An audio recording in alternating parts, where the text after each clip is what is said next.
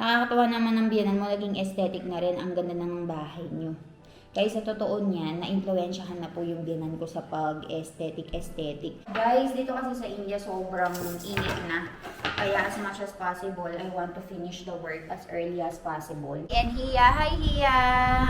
So, kara siya tarat. Will you edit karo? So, Hiya is the one helping me in guys, pag-edit doon sa isang vlog ko, which is Videshi Vibes. Guys, it's time for us to cook dinner, pero tignan nyo naman dito sa lugar namin kung gano'ng kabisi yung mga tao. Wow naman, Doc Milan! It's your Raja?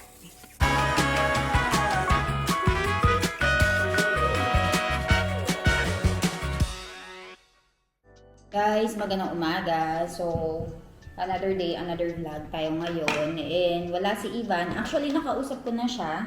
Kasama siya ng biyanan ko ngayon. And yung mga tao doon ay napakadaming biniling regalo sa kanya. Especially yung truck na gustong-gusto ni Ivan. Truck ba yun or ano? JCB, yun. May binili silang regalo sa anak ko. So, sabi ko kay mommy, mag-shoot siya ng video doon. Para kahit pa paano ay makita niyo siya. And dito sa bahay namin guys ay sobrang tahimik. Walang nag-iingay na bata. Kaya nakakapanibago. Pero, dahil nga wala si Iwan guys, ay mas madaming trabaho akong natapos. Pero mahirap din kasi ako lang din yung mag-isang nagluluto ng pagkain. Kaya naman ay divided din yung trabaho ko. Pero ayun, little update. Yung biyanan ko ay nag-e-enjoy doon dahil kahapon nga din ay birthday ng lolo namin. So wala naman masyadong ganap pero at least yung lolo namin hindi namin alam kung hanggang kailan siya, alam nyo na, mabubuhay kasi 2 beses na kasing nagka letter C, alam nyo ba? 2 beses nang nagka-cancer. So meron na naman pong nakitang dun sa may leeg niya. So, parang komplikado na yung sitwasyon. Kaya sabi namin kay mommy, sige magstay ka lang hanggang kailan mo gusto para makasama mo yung tatay mo. Pero ewan ko lang kung mag-stay si mommy ng matagal. Depende sa kanya. And hindi na rin ako, nag-inarte na hindi isama nga si Iwan. Siyempre, yung lolo namin gusto siyang makita. Eh sabi ko, sige, dalhin mo na para makalaro, makabanding. Kasi syempre guys, hindi naman natin alam yung panahon, di ba? Ayun. Kaya sabi ko, sige, isama mo na siya. Wala namang mawawala sa akin kung 2-3 araw kung hindi makasama yung anak ko. Pero malaking bagay yun kung makakasama nila yung apo nila, yung lolo ko nga. Lolo nga na nila lang. So, ayun. Maingay yung aming pressure cooker dahil gumagawa ako ngayon ng lentils na may kasamang cabbage batakas. Also, ako dito ay nagtatrabaho. Ayan, naka-install na po ang aming CCTV camera. Pero magpapalagay pa ako ng 11 pa para dun sa new construction na villa. Minomonitor ko lang dahil ang mga guests namin ay papalabas na. So, meron din akong ginagawa dito na cabbage batakas. Yung cabbage namin ay nakahati na para hindi na mahirap magluto. And also, right over here, yan yung pressure cooker na maingay na naririnig nyo. And gumawa na nga din ako nitong rotli. And ito naman yung pinainit ko na milk. And dun sa labas ay si Sonal Masi po ay nakapaglampaso na. Ayan, kung nakikita nyo, naglampaso na. And i-home tour ko kayo later para makita nyo yung mga pagbabago dito sa bahay namin. Kasi I think hindi pa ako nakapag-tour sa inyo. So, ayun. Later, balitaan ko kayo, guys.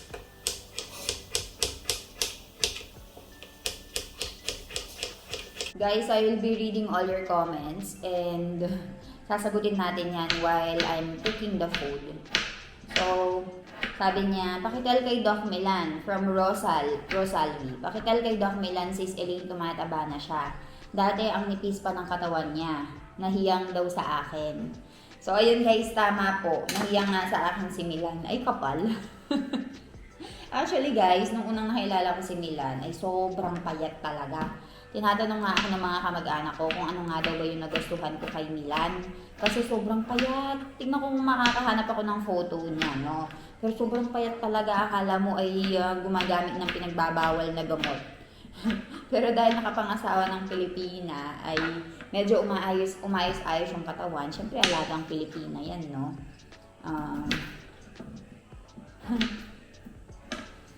So, ayun. Ano pa ba?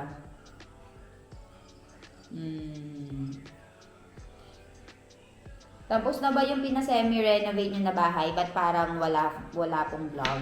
Oo nga no guys, hindi ko pa pala na-vlog itong bahay namin. Sige, i-vlog ko po yung yung pinaka-result ng bahay. Pero kasi, merong mga changes pa na nangyari. Like, meron pa silang inayos na pipeline. So, nadumihan ulit. So, darating ulit kasi yung magpipintura para i-retouch yung mga nadumihan. So, hindi niya delay ko sana ng kaunti kung kaya pang i-delay. Pero sige, papakita ko sa inyo since wala din naman si Ivan ngayon para makita niyo yung naging changes dito sa bahay. So, ayun. Ask ko lang, bakit sa second room, bakit di na lang sofa instead of the bed? Ganito kasi yan guys. Actually, nung unang punta ko din dito sa India, nagtataka ako. Akala ko sa bahay lang namin na meron talagang bed sa gitna. Like, after ng sala, may bed. Dito nga sa second room. Pero, nung nagpunta ako sa ibang bahay, I realized na, ay, tradition pala. Especially dito sa lugar namin. Ewan ko lang sa mga nasa city, no? Probably sa city ay iba yung tradition kasi medyo modern na yung mga bahay nila doon, ganyan. Pero dito sa village, sa second room, ay meron talaga silang bed na nilalagay. Kasi gaya nga nang sabi ko sa inyo, iba yung bed, iba yung upuan ng mga kalalakihan sa kababaihan. Usually, yung mga lalaki ay naupo doon sa may harapan. Tapos yung mga babae ay naupo dito sa second room, lalo na kapag marami. So, bakit nagsuggest siya kung bakit hindi na lang daw sofa? Kasi guys, yung second room din ay ginagamit din nilang tulugan. So, parang double purpose ba siya? Para siyang para siyang upuan na higaan din. And also, kapag may mga bisita, makakahiga sila, ganun. Tapos, yung biyanan ko din kasi guys, ay medyo masakit na yung tuhod, marami nang masakit sa katawan niya. Kaya, minsan, kapag, dito sila natutulog sa may second room. Ganyan. Hindi na makakaakyat and also sa taas kasi ay isa lang yung room. So, yung isa pinapa-renovate namin na malapit sa banyo para mag-shift kami ng room. Pero, siguro after ng pag-uwi na lang namin sa Philippines kasi wala nang time guys. Nag-aasikaso na din ako ng mga documents ko for my OCI. So, ayun. Wala na kaming time para makipag-deal pa sa mga manggagawa, ganun, papakarpet pa sana namin. Pero sabi ni Milan, wag na muna ngayon. Kasi pauwi tayo ng Pilipinas, tapos ang daming gagawin. Aircon pa, papalipat pa namin yung aircon. Sobrang init na ngayon sa India, guys. Sabi niya, kapag na lang na wala tayo sa India, doon natin papalipat yung aircon. Para hindi may istorbo yung tulog din natin. At saka at the same time, ay yung work natin ay hindi masyadong ma-disturb kasi guys, as of now, opening na din kasi yung villa namin this coming April. So, ang dami ko na din inaayos. So, from time to time, if I'm not able to shoot video, alam nyo na kasi I'm very busy with my work, with the furniture buying, lahat ganyan. Ako yung punong abala sa paghahanap ng decorations, billiard table, mga ganyan. So, ayun po. So, ayun na muna. Baka hindi na ako matapos. Ang oras ngayon ay 9:30 na. So, pipilitin kong matapos ng mga 10:30, 11 sa pagluluto kasi sobrang init na dito. Nakakatawa naman ng biyanan mo. Naging aesthetic na rin. Ang ganda ng bahay nyo. Kaya sa totoo niyan, na-influensyahan na po yung biyanan ko sa pag-aesthetic. Dahil nagpunta sa Pilipinas, no? Nakita yung mga bahay sa Pilipinas. Bahay ng tito ko. Bahay ng mga tito ko, tita, ganyan, bahay namin, resort, so, naging aesthetic na rin. So, ayan, samahan nyo ako, magluluto lang ako ng pagkain, balitaan ko kayo, ha? Guys, dito kasi sa India, sobrang init na. Kaya, as much as possible, I want to finish the work as early as possible. Kaya, nakapaggawa na ako ng rotli. What I will be doing right now is, magluluto na ako ng ulam, which is the cabbage batatansa. So, ang kagandahan lang din dito sa bahay namin guys, yung cabbage ay pre-cut na. So, parang i-ready na namin. So, hindi na ako namin kailangan pang i-ready ito. Yung kailangan mo na lang na i-cut ay yung potato. Kaya mabilis na rin. Pero kung tatanungin niyo ako kung ano yung mas bet kong ginagawa, yung pagkain natin sa Pilipinas o itong pagkain normal food nila dito sa India, I will say na mas easy yung paggawa ng pagkain natin sa Pilipinas, guys. Dito kasi ay napakadami pong cheche bureche gawin. Lalo na yung pagluluto ng rotli, ay naku po, mapapagod ka talaga. Sobrang nakakapagod magluto ng rotli, yun yung pinaka-hate ko. Kaya as much as possible, ay tinatapos ko po ng maaga yung pagluluto kasi mainit na dito. Tagakbakan ako ng pawis. So ayun, simple lang naman yung pagluluto ng ulam na to, cabbage bataka. Lalagyan mo lang yung mga spices, una, cumin seeds. Tapos, yung chili powder, turmeric powder, cumin powder, tapos salt, tapos ilagay mo lang yung vegetable, tapos papalambutin mo, tapos na. Pero meron pang dal, meron pang lentils, meron pang soup, meron pang rice. So, dapat sabay-sabay para agad matapos. Kaya kung napansin nyo, yung kalan namin ay 3 burner. Kasi kapag hindi 3 burner, kailan ka matatapos? So, ayun. So, lalagay natin itong turmeric powder, guys. Natuto na ako. Kailangan mong matutunan yung pagkain nila dito. Dahil yung asawa natin ay vegetarian. So, yung mga kinakain nila dapat yung aralin. Yan. Papalambutin ko muna itong potato. Tapos lalagyan ko ng salt. Lagyan natin ng kaunting cabbage. Cabbage bataka. Maglagay tayo ng salt.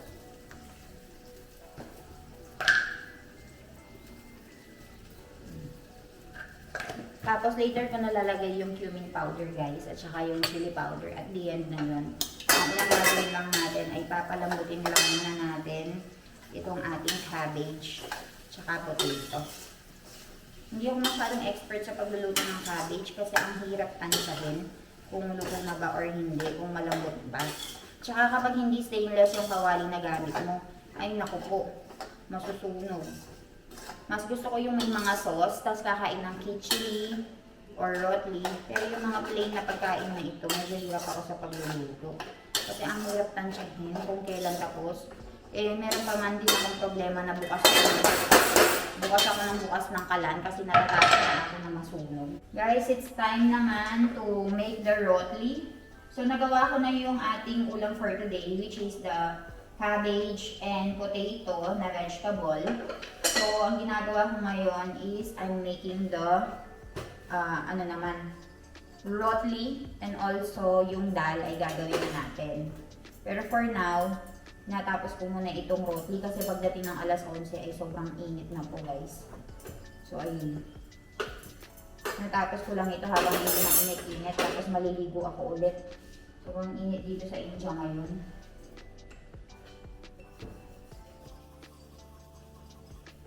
So, medyo matagal ko din na itong paggawa ng rotli. 6 months. 6 months kong na-ensayo. Pero dahil nga in between ay hindi ako nagluluto, di ba? So, parang medyo nangangalawang tayo.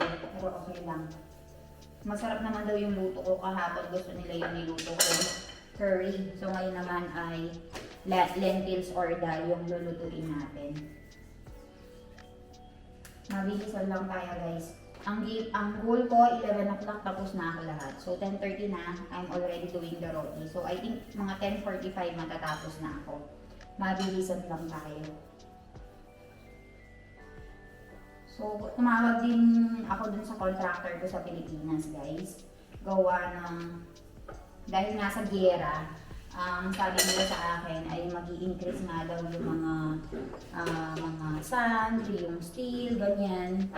Kaya sabi ko, since may pera naman ako, papabili ko na yung mga dapat kailanganin para hindi na ako magkaroon ng marami pang change order. Hindi ako mamahalan kapag darating yung time na yun na mag-i-increase lahat.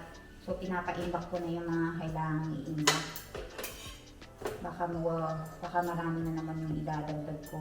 Ubos na po yung pera ko. Gusto ko na lang matapos yung bigla, guys.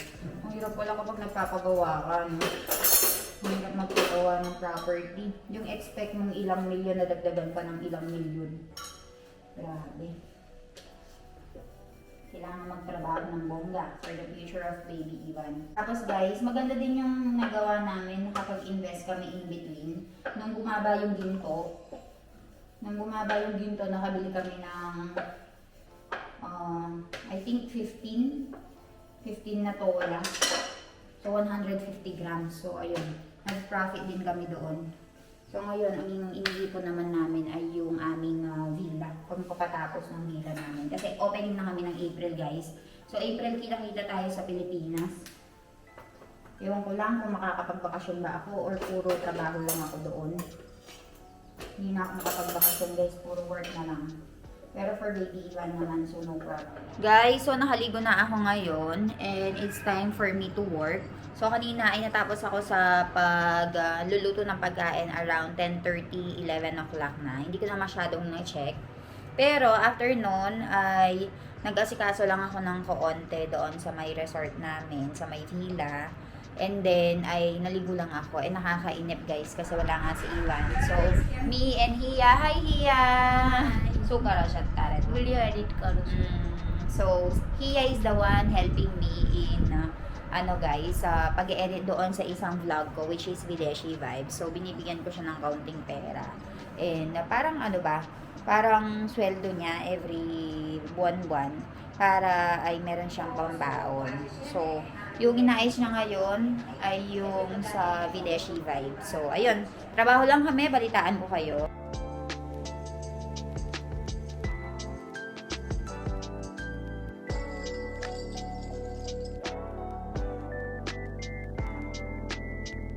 Guys, it's time for us to cook dinner. Pero tignan nyo naman dito sa lugar namin kung gaano kabisi yung mga tao.